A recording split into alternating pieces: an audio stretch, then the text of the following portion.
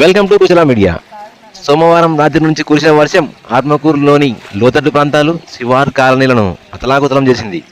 సోమవారం రాత్రి 9 గంటలకు ప్రారంభమైన వర్షం ఎడతెరిపి లేకుండా దాదాపు 3 గంటల పాటు కుంభవృష్టిలా కురిసింది.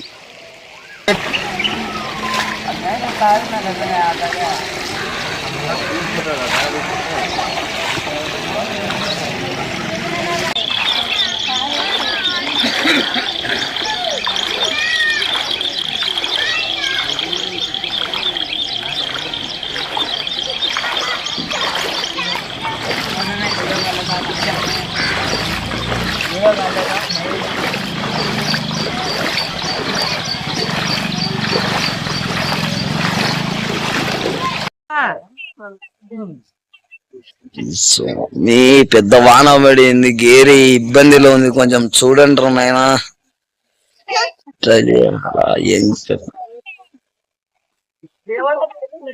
ఈ మబ్బులో వాన వన్నే వాటర్ కనపడడం లేదు సార్, కొంచెం ఆలోచన చేయండి మున్సిపల్ అధికారులు.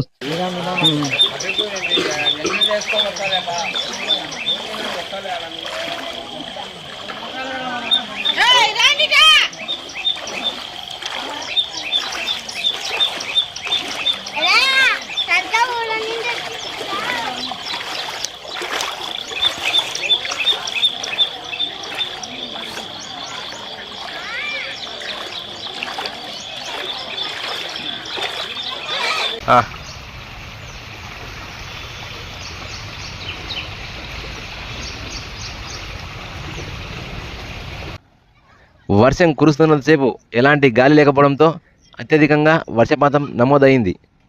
ఏకదాటిగా కురిసిన వర్షం దాదాపు 8.5 సెంటీమీటర్లుగా నమోదైనట్లు రెవెన్యూ అధికారులు ప్రకటించారు.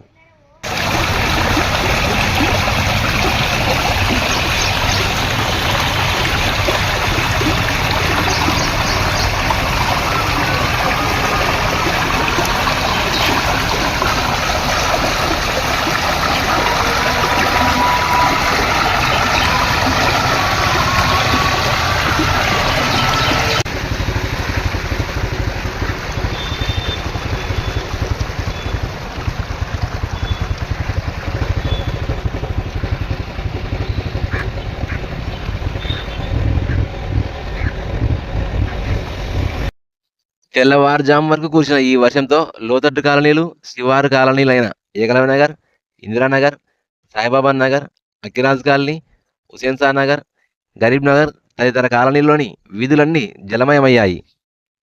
అధికంగా కురుస్తున్న వర్షం నీళ్లు తమ ఇళ్లలోకి ప్రవేశిస్తున్నా చేసేదేమీ లేక మిన్నకుండిపోయారు కాలనీ వాసులు.